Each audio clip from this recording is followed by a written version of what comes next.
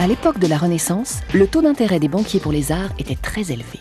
Ils créèrent ainsi de grandes perspectives architecturales et financières dont nous pouvons encore de nos jours tirer les bénéfices.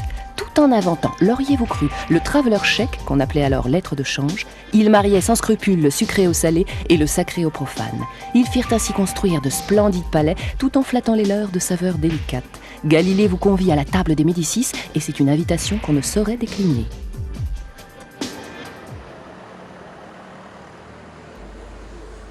Florence, au centre de la Toscane, a été pendant le XVe siècle au cœur de la Renaissance italienne. C'était il y a 600 ans.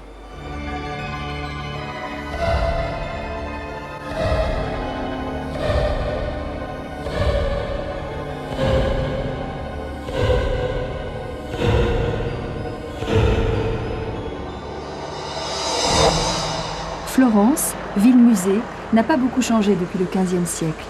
Et pourtant, à l'époque, il n'y a pas autant de bruit. L'Arno porte bien son surnom, fleuve d'argent. La ville compte moins de 50 000 habitants et elle est protégée par des remparts.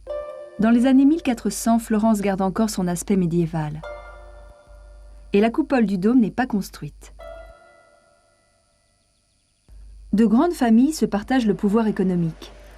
Parmi elles, on trouve de nombreux banquiers, dont l'une des activités, le prêt d'argent avec intérêt, est interdite par l'Église. Le marchand, c'est l'homme nouveau de la Renaissance, celui qui introduit les nouveautés les plus importantes. On peut voir dans ses livres de comptes que désormais, il prête de l'argent sans se cacher. C'est un personnage très créatif. Par exemple, il introduit dans la vie de tous les jours l'échange d'argent sous forme de papier. Au cours du XVe siècle, l'argent va devenir de plus en plus une abstraction.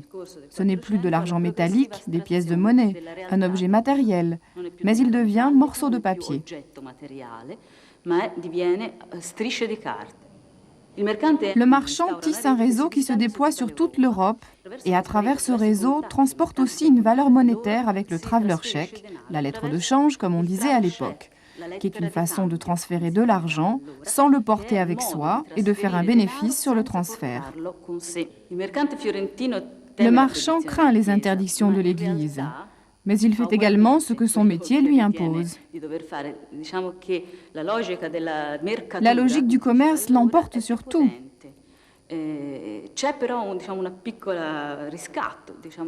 Mais à la fin de sa vie, il se rachète. Pour se faire pardonner, il fait des dons à l'Église, finance des œuvres d'art et la construction d'églises.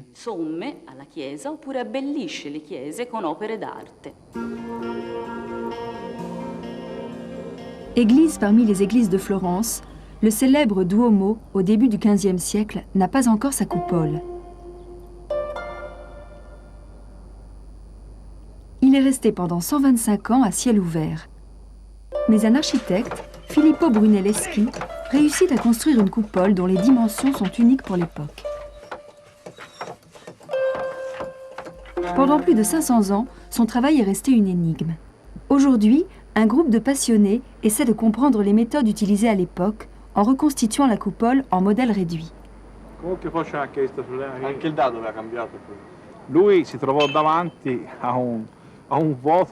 Brunelleschi se trouve face à un vide d'environ 55 mètres pour ce qui est de la paroi extérieure et de 45 mètres pour l'intérieur, donc une chose énorme.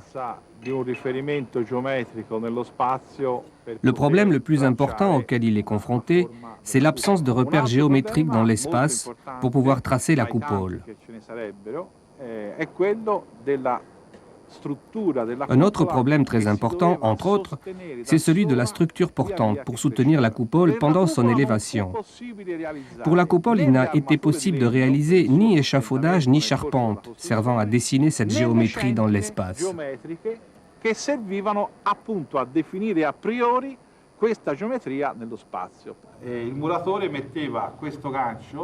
Le maçon mettant le crochet de cette corde peut montrer à l'autre maçon en face de lui sur la coupole comment poser les briques. Sans ce système, il n'est pas possible de construire la coupole.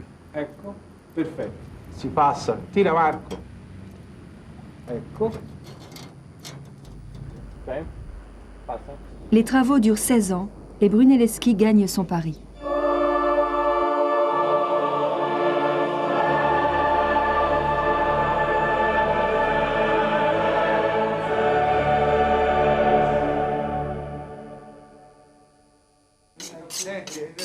A me mi interessa come goloso più che come, capito, tra l'altro. Io mi scuso tanto.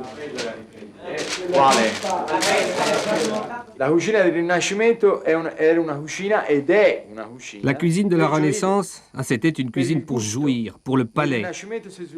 À l'époque de la Renaissance, s'est développé le goût des associations subtiles, des essais, le triomphe des présentations. On mariait le sucré au salé, on utilisait des vinaigres aromatisés, des moutardes. Alors en entrée, un pâté de tête Médicis, à base de porc et de sanglier, pois chiches, écorce d'orange, épices et vin doux. Suit le plat préféré de Catherine de Médicis, des artichauts sautés, des abats de poulet et du vin doux. Puis la poivrade de Brunelleschi, destinée aux ouvriers qui construisaient la coupole du dôme de Florence.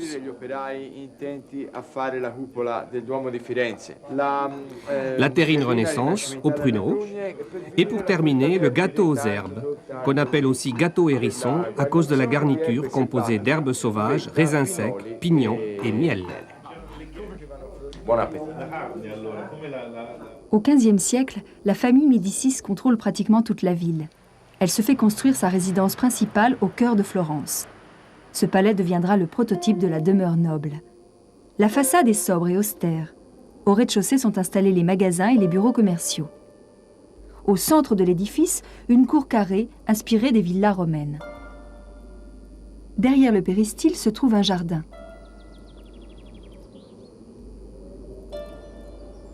Dans la cour, on a érigé une sculpture. À l'époque de la Renaissance, l'art sculptural n'est plus exclusivement religieux.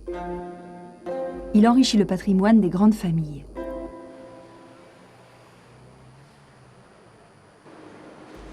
Dans le domaine esthétique, la sculpture connaît aussi une véritable révolution.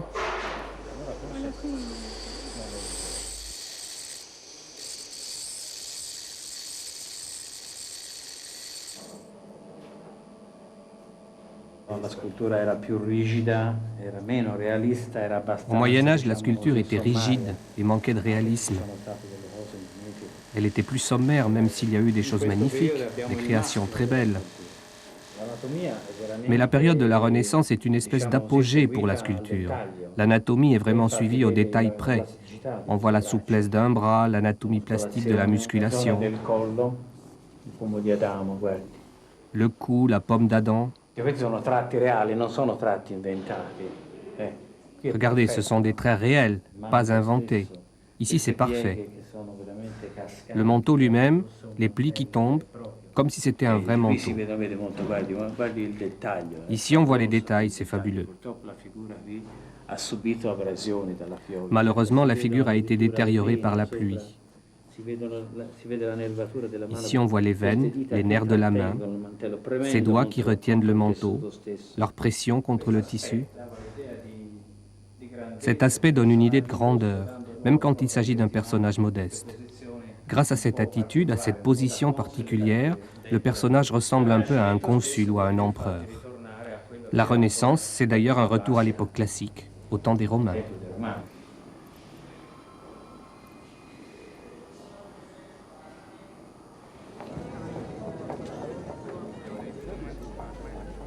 À Florence, on s'attache à montrer la beauté des corps et des visages. Avec la Renaissance, les personnages sont représentés au milieu d'un décor. La perspective linéaire, invention florentine, construit le tableau à partir d'un point de fuite vers lequel tendent toutes les autres lignes. C'est comme une fenêtre ouverte sur un paysage. Au XVe siècle, complément nécessaire au palais intramuros, chaque seigneur doit posséder sa villa dans la campagne toscane. Dans la villa de Careggi, la famille Médicis installe une académie où se réunissent artistes et philosophes, dont Léonard de Vinci, Michel-Ange, Donatello, Botticelli. Dans la villa, la nature perd son caractère sauvage et les jardins sont ordonnés comme un prolongement de la maison. Marsilio Ficin étudie et médite dans cette villa et traduit les classiques avec un nouveau regard. Il essaie de conjuguer la pensée classique avec la pensée chrétienne. Ça, c'est la base de la pensée de la Renaissance. Au Moyen Âge, pour pouvoir approcher Dieu, il fallait se repentir, ne pas goûter la vie, au contraire, se mortifier continuellement. Dans la pensée de la Renaissance, tout change radicalement. Dieu est reconnu comme le grand bienfaiteur de l'humanité parce qu'il a donné la nature à l'humanité et a permis la naissance même de l'homme.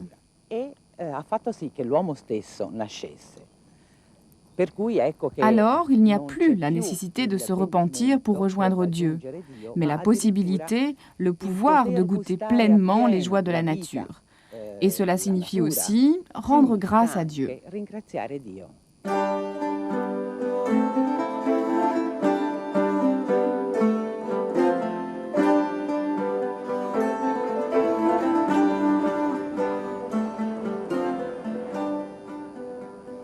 L'esprit de la Renaissance va transformer en partie la ville de Florence.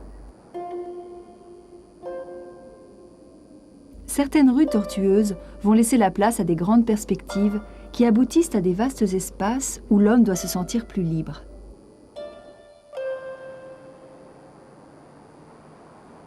De Florence, la Renaissance va influencer toute la péninsule italienne et la plupart des pays d'Europe.